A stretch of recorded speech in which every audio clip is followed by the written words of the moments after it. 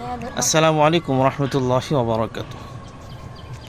খুব ছোট্ট একটি দোয়া সম্পর্কে আপনাদেরকে অবগত করব, যে দোয়াটি পাঠ করলে আল্লাহ তাআলা আমাদের সকলকে জান্নাত দান করবেন, জাহান্নাম থেকে মুক্তি পেতে পারবো।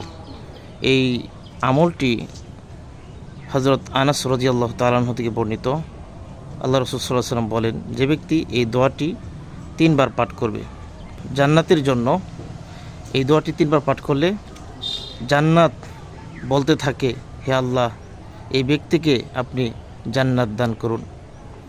পক্ষান্তরে যখন এই দোয়াটি পাঠ করে আপনি জাহান্নাম থেকে মুক্তির জন্য দোয়া করবেন, জাহান্নাম আপনার জন্য বলতে থাকবে, হে আল্লাহ, এই ব্যক্তিকে আপনি জাহান্নাম থেকে মুক্তি দান করে দেন।